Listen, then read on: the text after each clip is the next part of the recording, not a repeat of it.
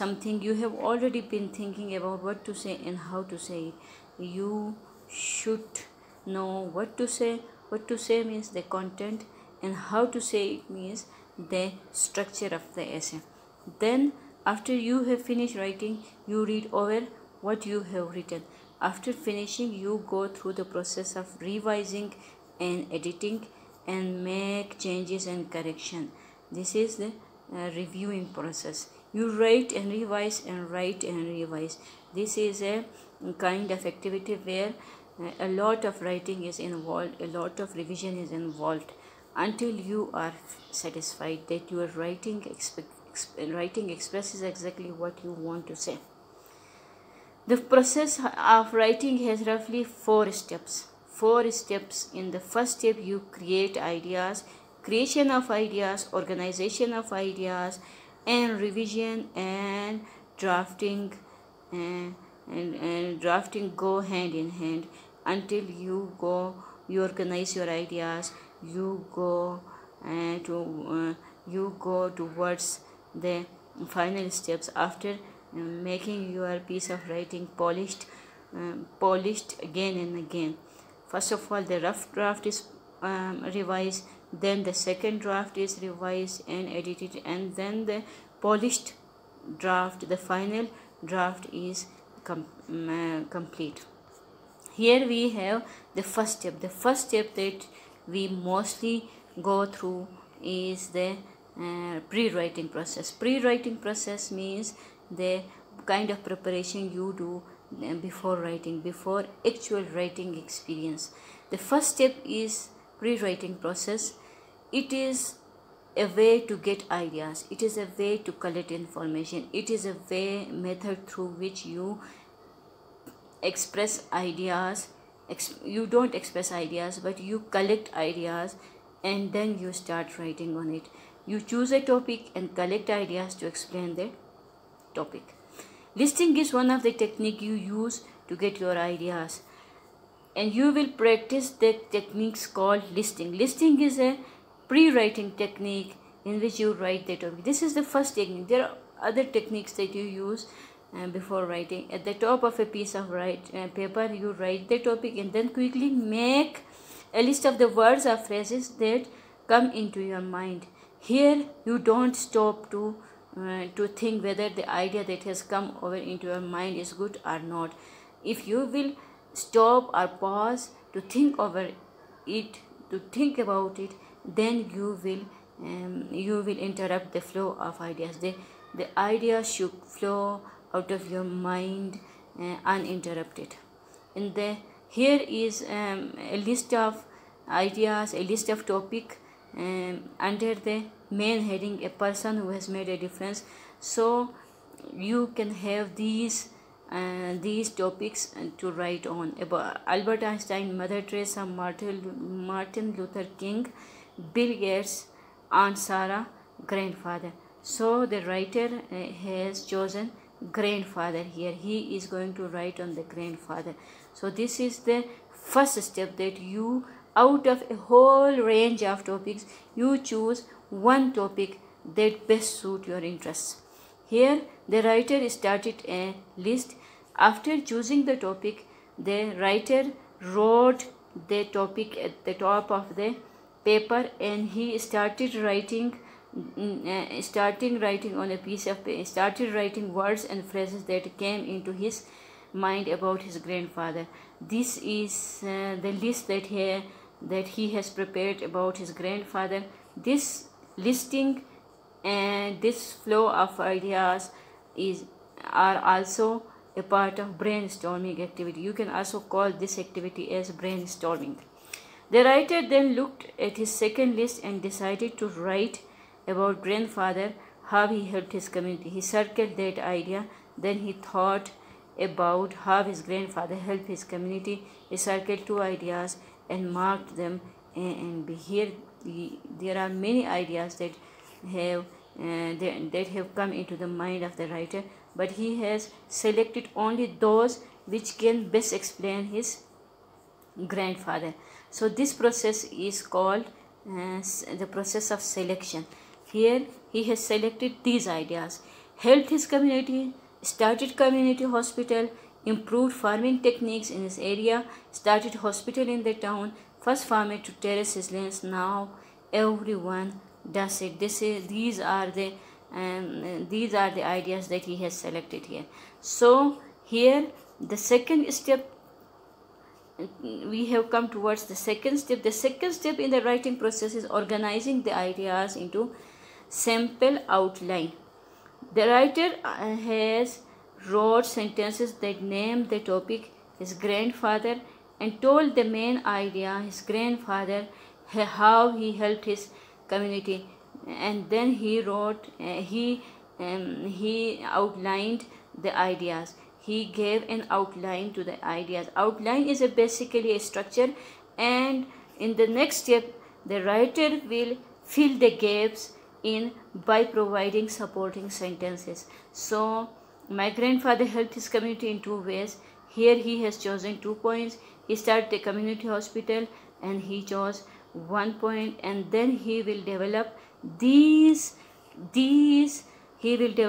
ideas by providing supporting sentences, by providing details, by providing explanation, and by providing personal experiences, examples, and many other details. So he has prepared a rough draft. This is the third step. The third step is the practical step. The writer here writes a rough draft using an outline, and he will write a rough draft as quickly as without stopping to think about grammar, spelling, or punctuation. Because if a writer will stop to think about the grammar, punctuation, and many other minor issues, the flow of thoughts will be interrupted. Just he will get his ideas down on paper, he will probably see many errors in the rough draft. This is perfectly usual and acceptable. After all, this is just a rough draft, and the errors will be fixed later. Here we have a rough draft, a person who has made a difference. My grandfather. Here you can see I will read out the first 2 or 3 sentences. You will see the errors in the piece of writing. My grandfather helped his community in 2 ways. My grandfather, born in 1880, he was farmer, not well educated. Maybe he only went to 1 or 2 years. In those days, children were needed to work on the farm. He was first farmer in his community to terrace his fields. You can see that there are many gaps in the piece of writing. There are many helping verbs that are missing. There are some issues related with grammar, and related with the content, related with the punctuation. But this is the rough draft. After preparing a rough draft, the fourth step is polishing, revising, and editing. During this polishing, revising, and editing phase, the writer will bring some improvement in this rough draft, in this piece of writing. In this step, in the fourth step, that is called polishing, revising, and editing, the writer will edit it. The writer will revise it, and then revision. Content and organization. Revision of content and organization is called kept in view in the first stage, and then the smaller issues are settled in the next stage, that is called editing. So peer editing. What is peer editing? Peer editing is when you give your piece of writing to your friend, when you give your piece of writing to your classmate, or any person who is available to you, and he will check your piece of writing. He will ask questions and comment on what is good and what is bad, what might be in the changes, and what might be the good version of it. Then you will have the next step, and the next step is here, that it has been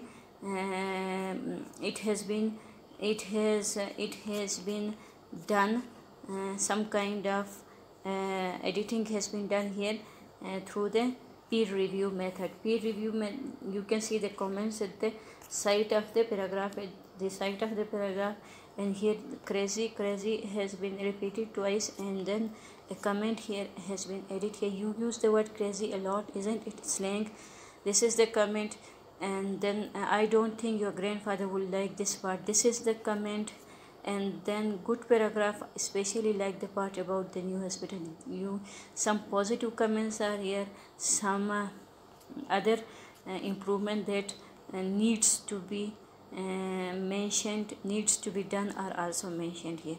This is the first draft that has been done. Then we have the second draft. Here the writer has produced a much improved version of the original piece of writing.